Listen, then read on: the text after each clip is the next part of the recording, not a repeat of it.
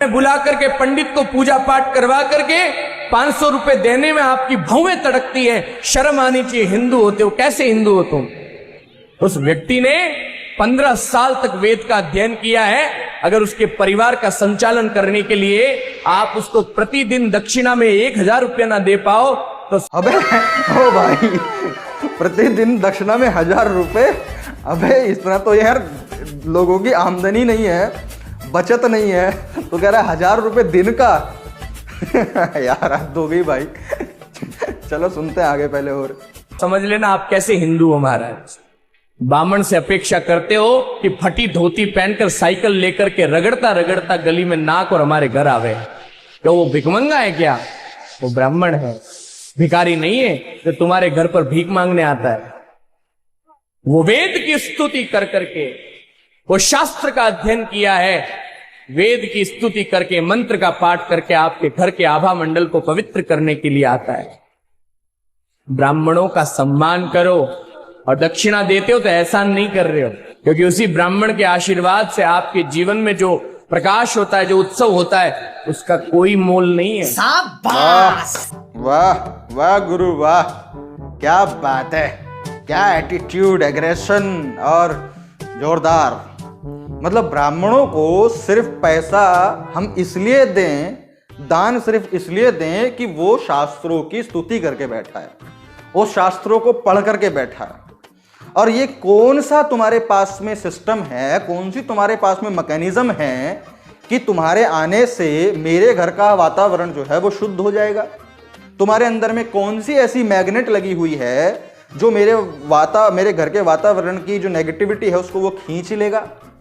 क्या मतलब तुम्हारे अंदर में कोई इनबिल्ड कोई सिस्टम है क्या बॉडी के अंदर में? तुम सामान्य जो लोग हैं उनसे अलग हो क्या? नहीं, लग तो ऐसी रहा है। जिस तरीके से वीडियो में इसने माहौल बनाया कि भैया ब्राह्मणों को, पंडितों को जो है दान दक्षिणा में 1000 रुपए यदि तुम नहीं देते हो तो तुम कैसे हिंदू हो? अब ब्राह्मणों को दान दो, वो भिखारी नहीं है, उसका अधिकार है। एक बात बताओ, देखो एक होता है बिजनेस, ठीक है? बिजनेस क्या होता है कि आप कोई सर्विस या कोई प्रोडक्ट आप सेल करते हो सामने वाले को, उसके बदले वो आपको पैसा देता है, ठीक है? उसके बाद में आता है दान।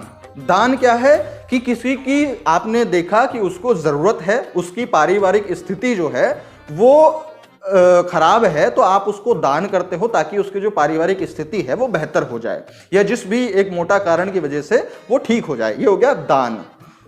तीसरा होता है भीख। भीख भीख क्या होती है? भीख ये होती है कि सामने वाला कोई आया, हमसे मांगने की अपेक्षा है, तो हमने उसको 10, 20, 50 रुपया दे दिया। अभी ना हमें उसकी स्थितियों का पता है कि भाई इसकी वास्तव में परिस्थिति खराब है या नहीं है, ठीक है? ना उससे हम कोई प्रोडक्ट ले रहे हैं ना कोई सर्विस ले रहे हैं, वो भीख हम दे देंगे, ले ठीक है 150 रुपये ले जा। तो जहां पर जरूरत नहीं है और जहां पर कोई प्रोडक्ट सर्विस नहीं है, वहां पर जब हम पैसा देते हैं तो वो भीख कहलाती है। तो अब एक बात बताओ, कोई एक ब्राह्मण जो है जब वो आता है किसी घर में, तो ना तो वो कोई सर्विस दे रहा है जिसका बेनिफिट जो है उस परिवार को होगा, ना ही वो कोई प्रोडक्ट दे रहा है, ना ही शायद उसका परिवार जो है वो उतना समस्या में हो या उसके पारिवारिक समस्या हो कि भाई उसके लिए उसको दान चाहिए। लेकिन उसके इन सबके बावजूद भी यदि उन पैसा ले रहा है तो वो भीख ही कहलाती है। और जिस एनर्जी के साथ में ये बता रहा है कि भाई ब्राह्मण तो जो है बहुत बड़ी, बहुत शक्तिशाली, ऐसा वैसा है, यदि आप उनको प्रतिदिन 1000 रुपए भी दोगे, पूरा मान सम्मान और रेस्पेक्ट भी दोगे, और यदि सालों साल भी देते रहोगे, तो एट द एंड जब आपके परिवार पर कोई आपदा आएगी ना, तो इनमें से कोई भी आपका सहयोग और साथ देने वाला नहीं है। और इनका तो चलो छोड़ दो, ये तो फिर भी सामान्य मनुष्य हैं, हमारी तुम्हारी तरह। ये जो दावा और वादा करते हैं कि हमारा डायरेक्ट कांटेक्ट जो है वो ऊपर वाले से है, और आप लोगों की जो प्रेयर है, जो डिमांड है, जो मांग है, उसको हम अपना कुछ परसेंटेज कमीशन लेकर भगवान तक आपकी बात को पहुंचाते हैं, तो ये दावा करते हैं। तो जब परिवार के साथ में, आपके साथ में कोई आपदा होगी, तो तब ये लोग ना तो खुद आपका सहयोग कर सकते हैं और ना ही उससे करवा सकते हैं। आप लास्ट में निहत्ता और अकेला फील करेंगे और आप फिर कुछ कर भी नहीं पाएंगे, क्योंकि आप कोई रसीद तो मिलती नहीं है। कि भैया मैं 1000 रुपये दान कर रहा हूँ इनको या 2000 रुपये दान कर रहा हूँ। और ऐसा नहीं है, अभी यहाँ हमारे देश में कोई 1000 दान कर रहा है, कोई 10,000 दान कर रहा है, कोई साल के 50,000 दान कर रहा है, लेकिन उस दान का परिणाम कुछ नहीं है आपके व्यक्तिगत जीवन में। अब लोगों की सोच देखकर मैं कभी कभी बड़ा दुखी भी होता हूं कि उनको यदि मैं एक काल्पनिक कहानी, एक काल्पनिक शक्ति के बारे में बताऊं और बोलूं कि तुझे साल का 20-30 हज़ार रुपये जो है इन शक्तियों पर खर्च करना है, और जब तेरे परिवार में कोई समस्या आएगी तो ये शक्तियां जो है तेरा जो है घर का साथ देंगी, घर वालों का साथ देंगी, वो वहां पे यकीन कर लेगा कि हाँ भाई ऐसा ऐसा है तो ठीक है भाई, वो 30,000 रुपये की जगह 35,000 रुपये साल के खर्च करने के लिए तैयार हो जाएगा, और ना जाने कितने सारे लोग जो है वो कर भी रहे हैं। लेकिन वहीं यदि उस व्यक्ति को मैं ये बोलूं कि भैया ऐसी कोई शक्ति वक्ति नहीं है, और तू कितना भी पैसा उनको दान में दे दे, कितना पैसा भी अपने भक्ति भाव में उन पर चढ़ा दे, तेरे आपदा के समय में कोई तेरा साथ देने वाला नहीं है। लेकिन यदि तुम अपना लाइफ इंश्योरेंस करा के रखते हो और 20 से 25 हज़ार रुपए की सालाना किस्त आप जमा करते हो, तो आपके परिवार पर आपदा के समय में जो LIC है वो 20 से 30 लाख रुपए तक का सहयोग करेगी, ताकि जो आपकी परिवार की स्थिति है वो बेहतर रहेगी, बिगड़ेगी नहीं, आर्थिक रूप से वो मजबूत रहेंगे। चाहे आप रहें या ना रहें, दोनों ही स्थिति में वो आपका इन्वेस्टमेंट बेनिफिशियल होगा। तो उस पे वो व्यक्ति यकीन नहीं, अरे नहीं नहीं नहीं नहीं, ये तो मरने के बाद का प्रॉफिट बता रहे हो, ये तो मरने के बाद। अरे भाई एक बात बताओ, जब तक आप जीवित हो तब तक तो आप सब कुछ बेहतर करके चल ही सकते हो। चिंतन तो तब के लिए करना है कि जब यदि आप ना भी रहें या आपके साथ कोई घटना हो जाए तो तब आपके परिवार को कौन संभालेगा। मैं ये तो गारंटी से कह सकता हूं कि ना तो भगवान संभालेंगे और ना ही ये ब्राह्मण पंडित पुजारी लोग संभालेंगे, जो आप लोगों से सालों से ना जाने कितना कितना दान ले रहे हैं। लेकिन इस बात की भी मैं गारंटी देता हूं कि यदि 25 से 30 हज़ार रुपए तक आप जो है सालाना इन्वेस्ट करते हैं तो आपके परिवार को एक दयनीय स्थिति में 20 से 30 लाख रुपए तक की मदद मिल सकती है। तो अगर आपको भी इंश्योरेंस के बारे में कोई जानकारी चाहिए तो ये व्हाट्सएप नंबर आपको स्क्रीन पर दिख रहा है। आप अपना हाय और अपना नाम और आप कहां से हैं और LIC लिख करके जो है वो इस मैसेज पर सेंड कर दीजिएगा। उधर से वो लोग आपको कॉल बैक करके आपको इंश्योरेंस के बारे में जानकारी दे देंगे। मैं ये कहता हूं कि इंश्योरेंस इज अ मस्ट अगर आप घर से बाहर निकलने वाले घर के जिम्मेदार नागरिक हैं तो। अभी भी शायद आपको लग रहा होगा कि नहीं नहीं यार, पंडित जी में, ब्राह्मण जी में यार पावर तो होती है, कुछ तो स्पेशल होता है यार, वो हम जैसे सामान्य व्यक्ति नहीं है। तो चलो मैं एक वीडियो और आपको दिखाते हैं, फिर हम बात करते हैं। पूरी शादी में सबसे सस्ती चीज पंडित जी होते हैं। हाँ, और सबसे इंपॉर्टेंट आदमी वही होता है। वो ही ना आए, सब आ जाए तो क्या शादी मान्य होगी कभी?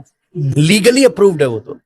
आपने हवन किया है तो कोर्ट में अप्रूव कर सकते हैं कि आपकी ये शादी हुई है। और वो चीज अगर हम सबसे चीप कर रहे हैं, इग्नोरेंस में कर रहे हैं, तो कितनी गड़बड़ बात है। पंडित जी को महत्व दीजिए, उनको रिस्पेक्ट दीजिए, उनकी मजाक मत उड़ाइए, हंसी मत करिए। पति पत्नी जब शादी करे सबसे पहले पंडित जी को प्रणाम कीजिए, पहले उनको दक्षिणा दीजिए, पहले उनको भोजन कराइए। आप ये समझिए, इमोशनल होकर नहीं, प्रैक्टिकल होके, कि ये लोग पंडित जी का इतना महत्व बता रहे हैं, इतना महत्व कि अगर वो नहीं तो शादी नहीं, वो नहीं तो समाज ही नहीं। अब आप मुझे एक बात बताइए, यही पंडित जी जो है सबसे पहले क्या करते हैं? राशियां मिलाते हैं, गुण मिलाते हैं, कुंडली देखते हैं ना, कुंडली मैच करते हैं। तो वहां पे वो पंडित जी का पैसा जाता है कुंडली मैच करने का। कुंडली मैच कर दिया, उसके बाद में फिर वो शादी की तारीख जो है अपने शास्त्रों के हिसाब से या फिर जो भी इनका समय चल रहा होता है ग्रहों की दशा के हिसाब से ये शुभ समय बताते हैं। उस शुभ समय बताने का भी ये पैसा लेते हैं। उसके बाद में शुभ समय बताया है, कुंडली खुद मैच करी है, उसके बाद में शादी में आकर के मंत्र उच्चारण किया है, जो वेद शास्त्रों में इन्होंने सीखा है वो बिल्कुल मंत्र उच्चारण किए, यानी कि वो भी शुद्ध और शुभ जो है वो शादी में काम किया है।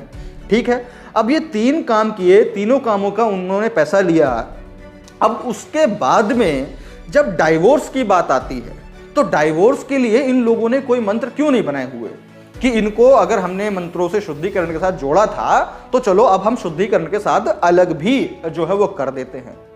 अब आप सोचिए, अगर इनके मंत्रों में, इनके अंदर, इनके ज्ञान में कुछ ऐसा अद्भुत, कुछ चमत्कारिक, कुछ शक्तिशाली होता तो जो 3 स्टेप वेरिफिकेशन होकर के चीज गई है वो 4थे स्टेप पर फेल क्यों हो जाती है? क्या आप यदि किसी कंपनी को या आपको क्लेम करे कि हमारी गाड़ी जो है 3 स्टेप वेरिफिकेशन करके जो है वेरीफाई हुई है कि हमारी गाड़ी बिल्कुल सेफ है, और चौथी में जब आप लेते हैं तो पता चलता है आपकी गाड़ी ठुक गई, तो आप कंपनी पे सवाल करेंगे कि नहीं कि अरे तुमने तो बोला था कि हम 3 स्टेप वेरिफिकेशन किए हैं, कंपनी गाड़ी सॉलिड है, कुछ फेल ही नहीं हो सकता, लेकिन फेल कैसे हो गया? तो आप उस पर सवाल भी करेंगे, उससे क्लेम भी लेंगे कि भैया हमको हमारा पैसा वापस दे। लेकिन पंडित जी के केस में क्या होता है, यहाँ पे आप उससे पैसा वापस नहीं मांगते, वो कुंडली मैच करने का, वो तारीख फिक्स करने का, वो शादी में आके मंत्र पढ़ने का नहीं करते। तो इस वीडियो के माध्यम से मैं सिर्फ आप लोगों को ये समझाना चाहता हूँ, देखिए सम्मान हमें सभी का करना है, चाहे जो भी हो, सबके अपने अलग अलग कार्य हैं, सम्मान का भाव जो है वो सभी के प्रति रहना चाहिए। लेकिन जो एक व्यवसाय बनाकर आस्था का, भगवान का और अपने आप की जो ब्राह्मणत्व दिखाते हैं, एक होता है ना कि हम अच्छे हैं, हम अच्छे हैं, यदि प्रत्येक व्यक्ति ये बोले तब तक समझ में आता है कि हाँ भाई ठीक है भाई, सब अपने आप को अच्छा ही मानते हैं।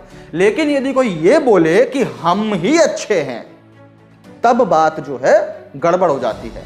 और जिस तरह का बातें, जिस तरह की वीडियोस ये लोग बनाते हैं, जिस तरह के प्रवचन ये लोग देते हैं, उसमें यही समाज में कन्वे करने का कोशिश करते हैं कि हम ही अच्छे हैं, जो हम कह दे वो अच्छा, जो हम सुना दे वो अच्छा, जो हम आपको बोल दे वो अच्छा, और उसके बदले में अच्छा पैसा हमको दे दो, और बाकी तुम सब साला गरीब गुरबे लोग। तो यहां पे समस्या है। तो यहां पे मैं आपको यही इस वीडियो के माध्यम से समझाना चाहता हूं, या बताना चाहता हूं, या निवेदन करना चाहता हूं कि इनकी ऐसी कपोल कल्पनाओं में, ऐसी कपोल कथाओं में अपनी मेहनत की कमाई का गाढ़ा धन इन लोगों को ना देते रहें।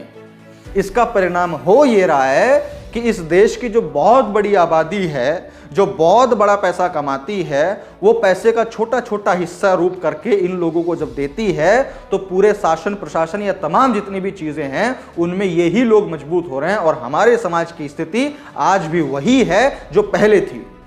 तो इसीलिए आपको बदलना पड़ेगा, संघर्ष का रास्ता चुनना पड़ेगा, और अपने दिमाग को खोलकर ये देख कर कि कौन सी चीज वास्तव में आपके जीवन में प्रभावशाली है या आपको बेनिफिट देने वाली है, उस पर आपको चलना पड़ेगा, उन सब चीजों को करना पड़ेगा।